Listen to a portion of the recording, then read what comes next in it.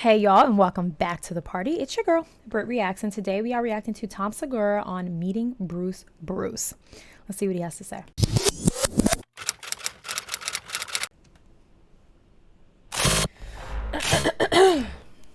Oh, okay. It's how I imagine serial killers feel when they meet each other the first time. They're like, you know, you do it differently than the way I do it, but I totally respect your commitment to the craft. This intro is always so cinematic.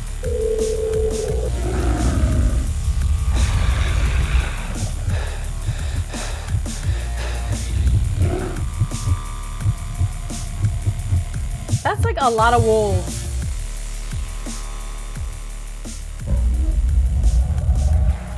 Welcome Vicious. to What's Happening, everybody. Vicious. Thank you. So here's the show. It's just a bunch of funny people, and we're all telling true stories. Please give it up for a very good friend of mine, Mr. Tom Segura, everybody. All right. I don't know if you guys know this or not, but comedians' lives are lonely. It's a lonely existence. Aww. I mean, you're in airports and hotels and just cities with strangers every week. It gets lonely. Like, it really does. Like, you can only masturbate like so many times before you're like, I gotta get something to eat, you know? Like, it's one of those things. You gotta find. The lead into this is wild to me. I just have, from the day I was introduced to Tom Segura on this channel, always loved his very nonchalant, laid back, lapsadaisical delivery. It's just like, you know, like, and, you know, like, it's my favorite part of his whole package. And something to boost you up. You know what's the biggest boost, the biggest spark when you're on the road is actually running into another comedian. It's the best. I can't even describe it to you. It's the one thing that you're like, yes. If it's a comedian you already know, it's like a reunion.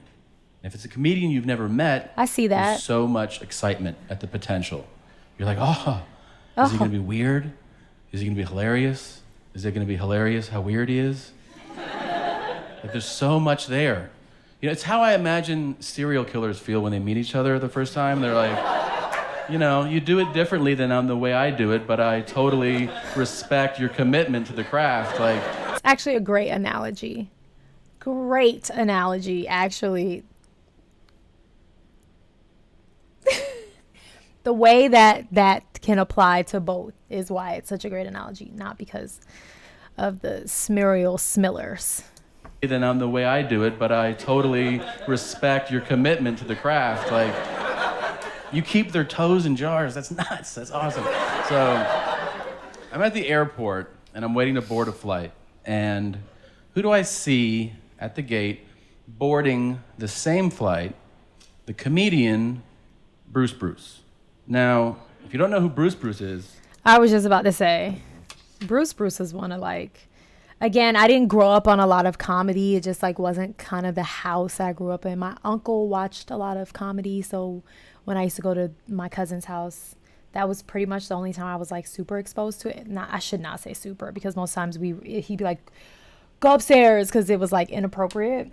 But I do remember Bruce Bruce on, like, what was the comedy show that came, the one that came on BET. Anyway, I'm drawing a blank. But for reference, let's all take a look at who Bruce Bruce is. I'm Googling, so we all have. I did not realize Bruce Bruce had dreadlocks. Didn't know that. Wow, they're really long too. This is the Bruce Bruce I remember growing up. This is Bruce Bruce. Hilarious guy. Hilarious. All right, let's see what Tom is going to say about this. comedian, Bruce Bruce.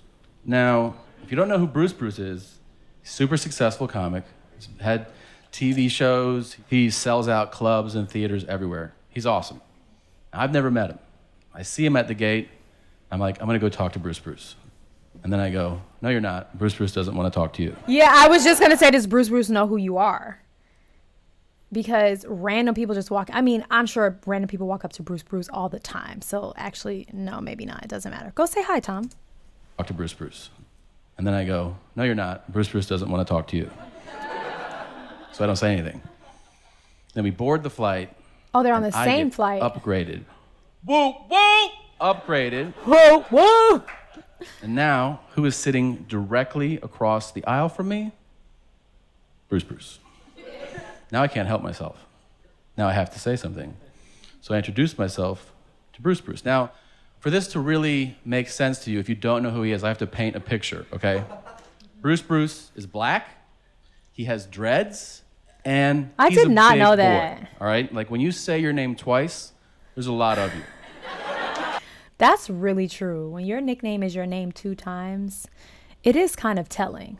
Never thought about that, but that's true. Big boy, all right? Like when you say your name twice, there's a lot of you. Bruce is like 4 bills, okay? So 4 bills. I might name myself Tom if I gain another 100 pounds. So Don't do that. I'm sitting across the aisle from Bruce, and I introduce myself, and he could not be nicer. Just to give you an idea of his status, we're at the gate on this plane, and the flight attendant announces that we're stuck at the gate. And she says, you can get off if you want to. Just take your boarding pass with you, and then you can get back on. So as I'm talking to him and they say that, I go, I'm not getting off. And he goes, I'm not getting off. And then a woman, a passenger from the back of the plane, walks up, and she leans down to him, and she goes, I'm getting off. Is there anything you want or need? He goes, I would love some candy. And she goes, candy? And he goes, Twix, Skittles, shit like that. Is this his personal assistant? Not just a random lady, right? Like she just wasn't in first class. That's super normal. Skittles, shit like that. And then she gets off the plane, and I go, who is that? And he goes, I don't know. And I'm like, are strangers just buying you candy? And he goes, yeah. Like, that's Bruce status, okay? That's crazy. So we keep talking. We start talking about gigs that we've done, and we start talking about comedians and who's funny, who are the funniest comics ever. Oh, and we start gosh. literally listing comedians through time. Like, we start with, like, Lenny Bruce and Dick Gregory, and we talk about George Carlin and Richard Pryor, all the way through Eddie Murphy, and then to today, you know, Kevin Hart and Dave Attell. And then Bruce says, that's all good, but do you know who the... Why did it sound like he said Dave Attell? Kevin Hart and Dave Attell. And then Bruce says, that's all good, but do you know who the funniest cat of all time is? Now, I think it's a setup. I think he's gonna be like, it's me, bitch. I'm the funny, like, it's like that, right? That's what I think it's gonna be. And I'm gonna let him have it. So I go, nah, like, who's the funniest cat of all time? And he goes, Andy Griffith. And I go, what?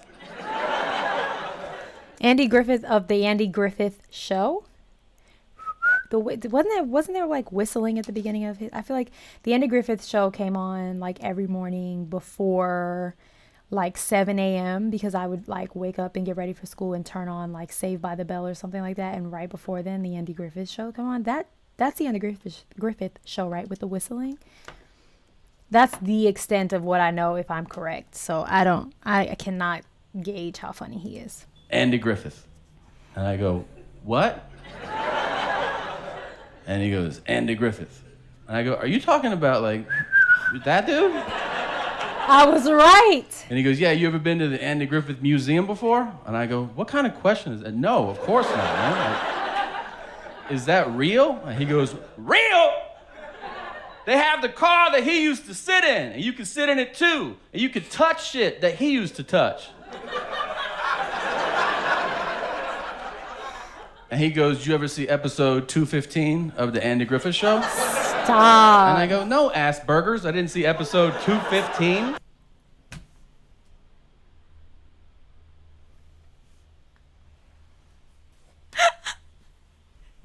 He just referred to this man as ass burgers. Not in like butt burgers, but I'm pretty sure he meant like the condition, the condition, Asperger's. I just have never heard someone use it as like is that a noun? A name? I don't. Carry on. Don't mind me. Griffith show? And I go, no, ass burgers. I didn't see episode 215. And he goes, that's my favorite episode. It originally aired March 13th, 1967. And I go, are you fucking with me right now? And he goes, nah, it was March 13th, 1967. And then he ate Twix and he didn't talk to me for the rest of the flight. But I am begging you, if you ever see Bruce anywhere, walking around, sitting down, at a show, anywhere, just go, hey man, Andy Griffith is the shit. And he'll be like, oh no, I've been saying that shit. And he'll lose his mind. That's it for me. You guys are the best. What? I love the concept of this comedy show and that it really is just comedians that come in and tell these true life encounters that they've had. Like, I thoroughly enjoy it. It's hilarious. And it is honestly too good for them to make up. I mean, I don't know, maybe they like add a little bit of salt and pepper over here to spice it up, but it's funny and I enjoy it. That's crazy. I can't believe I knew what the Andy Griffith, and I think I always thought it was Griffin. So there's that. Anyway, that was funny. If I could have guessed anything that he was going to say about Bruce, it would have been none of those things. None of those things. Anyway, go have the day that you deserve. Peace.